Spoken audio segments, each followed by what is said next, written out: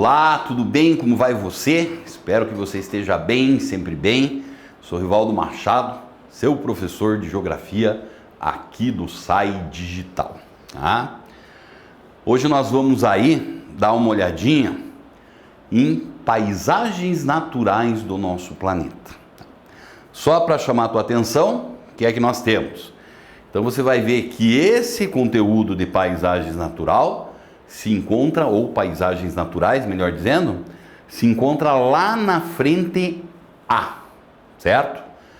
Bom, o que nós temos aqui? Se nós formos observar um pouquinho o nosso planeta, nós acabamos percebendo que vai existir uma diversidade gigantescas de paisagens naturais, correto? Porque a gente percebe que essas paisagens naturais, elas são conjuntos de diversos elementos.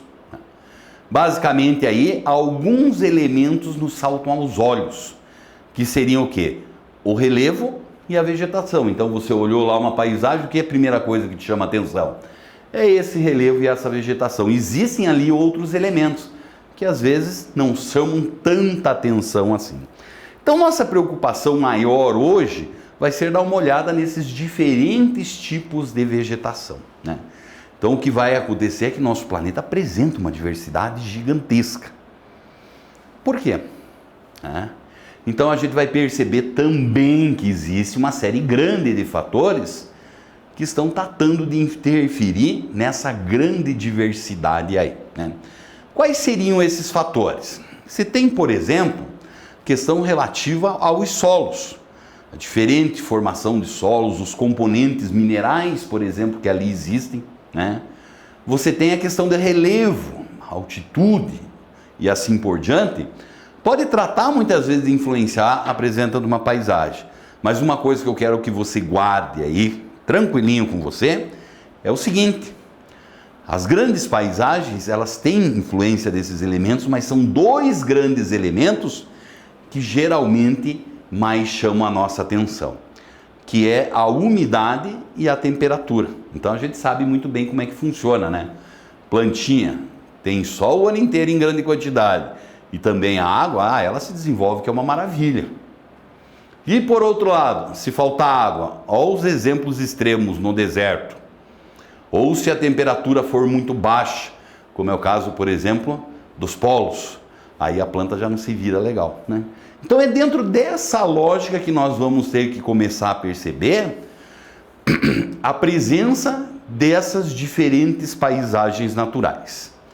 Para isso eu tenho aqui para você, ó, aquele mapinha que se encontra lá no seu livro, que ele vai mostrar, a grosso modo aqui, como é que acontece a distribuição dessas principais, ou dos principais biomas do nosso planeta, tá?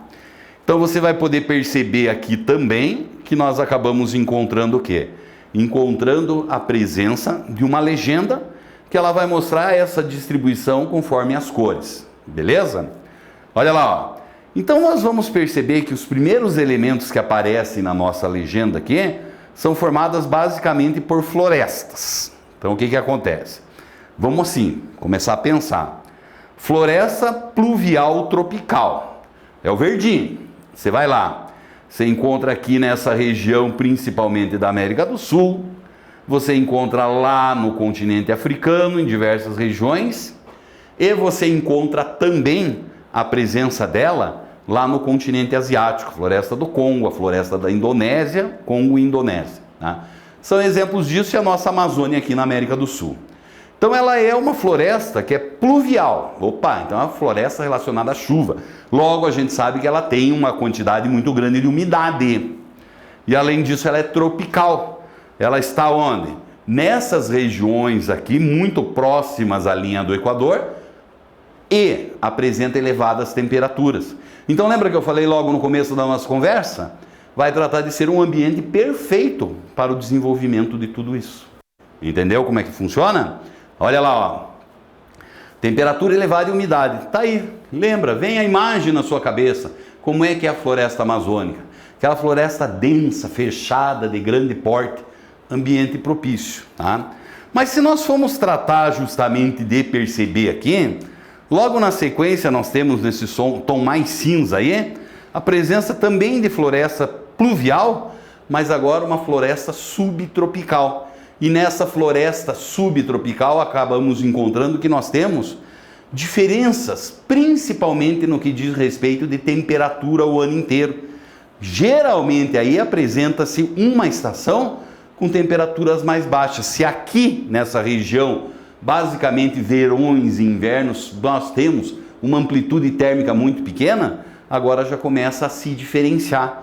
Uma amplitude térmica um pouquinho maior e você percebe a presença delas em diversas regiões aí do nosso planeta. Por exemplo, no caso brasileiro, aí, presença de uma mata atlântica, né? Então, você vai ter também uma floresta legal, com alta biodiversidade, grande porte, não sei o quê, mas ela não chega a ser uma floresta, por exemplo, tão densa e fechada como acontece com a Amazônia. Nós não temos uma floresta que ela vai ter as mesmas características de elevadíssimo porte das árvores. Já tem um porte elevado, mas não chega tanto. Daí na sequência, nós vamos aumentando aqui a nossa latitude. Vai vir um outro conjunto de florestas que são as chamadas florestas temperadas, que elas vão ser representadas por esses tons aqui, que seriam o quê? O tom do verde um pouquinho mais claro. O que nós encontramos nessas florestas temperadas? Aí sim, a diferença de invernos e verões, elas são muito maiores. Basicamente, essas florestas temperadas, elas acabam apresentando o quê? Uma influência muito grande de presença, destacada principalmente lá pelo hemisfério sul. É legal que a gente dá uma olhadinha nesse mapa, o mundo inteiro está cheio de formação vegetal. Esquece, não é assim que funciona. Isso aqui seriam as áreas de predomínio desses grandes biomas lá. O que a gente acaba percebendo quase que de forma geral é a presença do quê? A presença de um impacto humano muito grande, né? E na maior parte das vezes as formações não existem mais, né? Você pega, por exemplo, aí, ó, dá uma olhada nesse continente europeu. Então, o continente europeu seria justamente uma grande floresta temperada. Vai nessa, né? Isso quase que não existe mais. Não é mais uma realidade aí, tá? Então, seguindo, além disso, nessas regiões agora, mais ao norte lá, vai existir um outro tipo de floresta, que é chamada de floresta de coníferas, que é marcada pelo esse tom mais verde, mais escuro, né? Então, o que são as coníferas? Então, está aumentando a latitude, está despencando a temperatura. Aqui nessas coníferas, a maior parte, não todos os anos, nós encontramos que são invernos muito rigorosos. E esses invernos muito rigorosos, sempre eles são com a presença da neve. Então, o que você acaba criando lá? Uma floresta em forma de cone. Ocorreu a neve, não se acumula, senão esses galhos acabariam se rasgando. É diferente do que se encontra, por exemplo, numa floresta tropical. Aquela árvore, aquela planta frondosa, claro, não tem problema nenhum. Se nevar, nunca vai acontecer, mas se um dia tiver uma neve ali, ela vai vir abaixo todos os seus galhos que não vão suportar tudo isso, certo? Essas florestas de conífera ainda elas apresentam como características o quê? Presença de pequenas espécies, não tem uma elevada biodiversidade. Geralmente elas vão ser representadas pela presença de cedros e pinheiros também, né? Mas, não preciso nem dizer para você, é uma floresta que também ela quase que desapareceu. Então você vê essas regiões, talvez seja na Sibéria, aqui na Rússia, que ainda nós tenhamos essas maiores extensões, né? Canadá é um país que muito do seu desenvolvimento econômico deveu-se também à presença desse tipo de florestas. Todo mundo já viu aquela figura que é quase caricata, não é mesmo? Do quê? Do lenhador gigantesco, barbudo e com sua camisa xadrez aí. Então é isso. Apesar que a silvicultura vem substituindo muitas vezes isso aí, que é o replantio, o reflorestamento dessas florestas com a intenção de fazer o uso comercial. Seguindo, daí em algumas regiões do planeta ainda existem as chamadas florestas mediterrâneas, também conhecida como vegetação mediterrânea. Como você pode bem perceber ali, ela vai ser típica dessa região, às bordas do Mar Mediterrâneo, mas também pode ser encontrada na África do Sul, lá na Indonésia, lá na Oceania, lá na Oceania nós encontramos aí principalmente na Austrália, algumas regiões do Chile, da Argentina e na Califórnia e África do Sul. É uma vegetação que ela vai ser marcada principalmente pela presença de maquis e carrigues. São plantas de um pequeno porte. Mas você toma cuidado, principalmente no teu vestibular, porque geralmente quando aparece essa vegetação mediterrânea, ela vai ser uma vegetação que chama a atenção pelo quê? Pelo tipo de agricultura que geralmente é praticada nessas regiões. Ela é mais propícia para a produção do quê? De oliveiras, produz óleo de oliva, e das chamadas uvas viníferas, que produzem vinhos de altíssima qualidade. Então essas são as grandes formações vegetais. Daí nós temos formação de alta montanha, conforme a temperatura vai caindo, vai aumentando a altitude e diminui a temperatura, essa vegetação também apresenta diferentes características.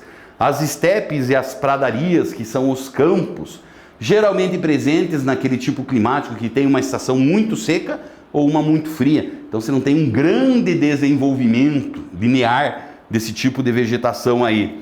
Tundra, savana, né? Que são essas vegetações que nós encontramos, por exemplo, no Cerrado brasileiro, vão ser marcadas geralmente pela presença de uma estação muito seca, elas são muito ligadas ao clima tropical, formações que nós temos das regiões semiáridas, as plantas xeromórficas, né, adaptadas a esses climas semiáridos, e daí o deserto e o gelo também, caracterizam pela presença de pequeno porte de vegetação. Tá?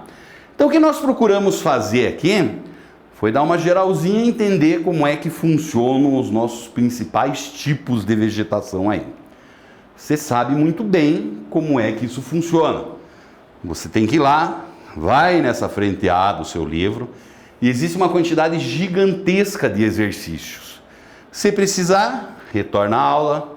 Se precisar, você vai retornar lá e fazer a leitura, que vai trazer uma quantidade muito maior de dados e informações para vocês. E exercícios tem que fazer e fazer em grande quantidade. Tudo bem? Tudo legal? Então tá bom. Um grande abraço para você.